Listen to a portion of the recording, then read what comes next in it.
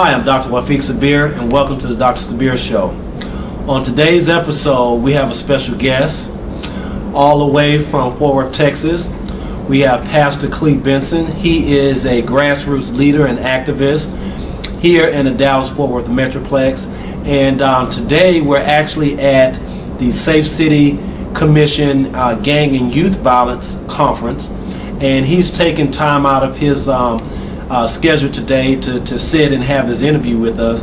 And what I want to do is just kind of have him talk to you and tell you about his ministry and some of the things that he's doing with his ministry.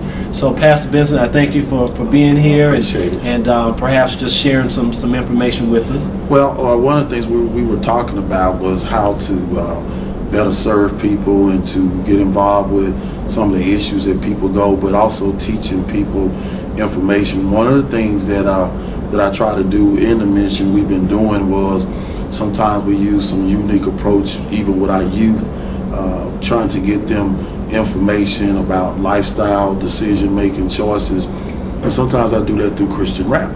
You know, I will throw out a Christian rap, and then after the Christian rap, I will, kind of explain and kind of break it down a little bit so it kind of gets them. Sometimes the interactive Bible studies, and then also I look at some of the issues that face like our economy. It's kind of doing a fiscal responsibility through messages that kind of focus on that. We use television to kind of, cable television to kind of get out there and put a message in. Also, some of the internet like YouTube, sermons to encourage people, and then also just some of the things like, better understanding of faith and what faith is really about, how to use faith to build and not use faith to break people down. And also, as far as the activist part, certain issues that I think that all of us agree on, that when you see that there's a serious problem and it's not being addressed, and it has been historically for pastors to become involved, because sometimes, pastors' role to serve people is also one to city government recognizes, and they recognizes the ties and the strength of numbers their faith community has. So sometimes that allows you to be a liaison to bring certain issues to people. And I think with our youth and our gangs and reaching out to people and doing some of the things that we've done over the years and things that I've been a part of, or things that, when people look at how do you measure whether this was successful, sometimes it's just the testimonies from some of the people you work with. You see them working at, the grocery store. You see a guy getting off of work from the construction, and he said, I dealt with you in '93, and you talked to me about gangs. You kind of worked with me, and now I got a family, and I'm still staying straight. I'm not in gangs. So sometimes it's not always statistically you can measure success, but sometimes you see people that you dealt with or you intervened with in the 90s, and then you look at them now, and maybe we've looked at success in dollars and cents. Right. But sometimes success is transforming a people's life, mindset. This guy's happy being a construction worker. That's where he's at, at this time in his walk. And so we need the construction worker. And one of the things I do is schools, when we go through those career days, is I try to make all careers important. Now let me stop you for a second, because you mentioned the 90s a couple of times. Is there something that was going on in the 90s that just kind of got you really involved in this mission here? Yeah, our gang violence was to its highest height. There were a lot of young people being killed 15, 16. And we realized that when someone, say for instance, a young man dies at 16, his family name dies out. Because that's a generation that's been lost. Mm-hmm. And if this father only had one son, then that family name is in jeopardy of being lost. And if the young man who are in his group or his gang decides to go do a drive-by and kill another young man, well, that generation has been wiped out.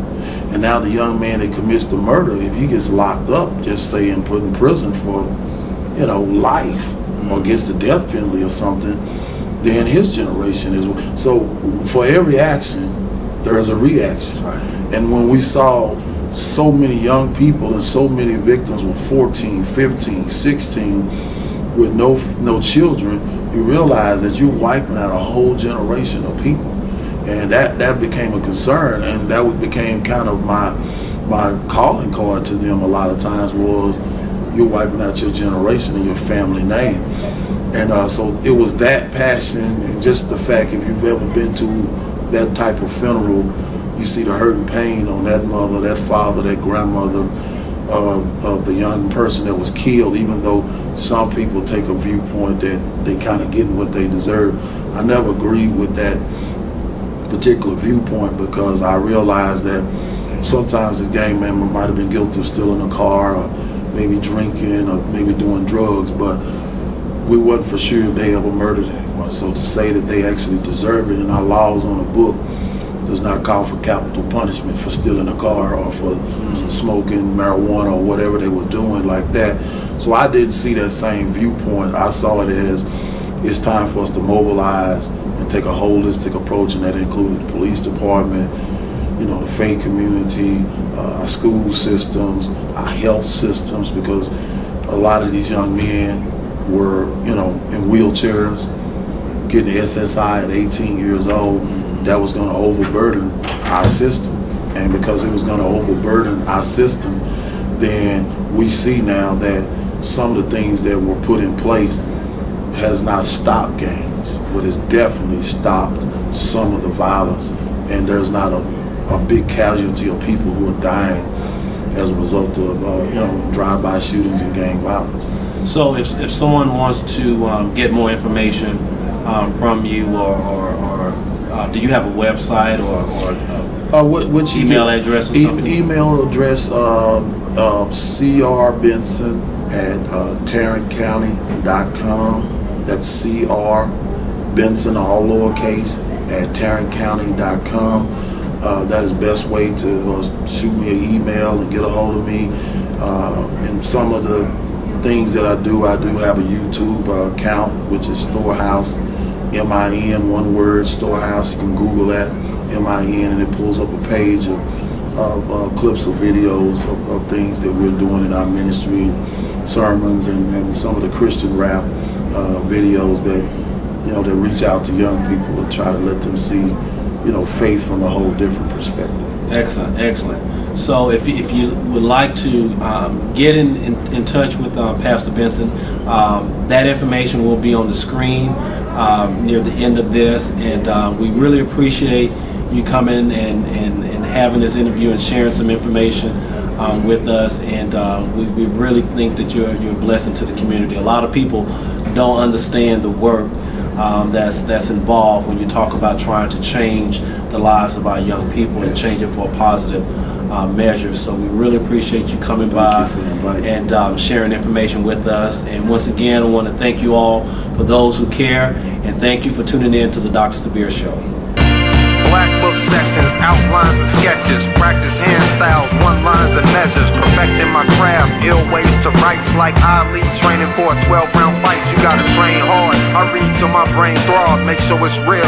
Before I claim God, make knowledge be born, writing names on the wall in a style that I master with a rusto blaster. Vivid imagination reflects in each creation. Vibes attract eyes from all over the place, and it's real major. I always bring flavor, freshly confidence, my b-boy behavior, the saviors to hip-hop.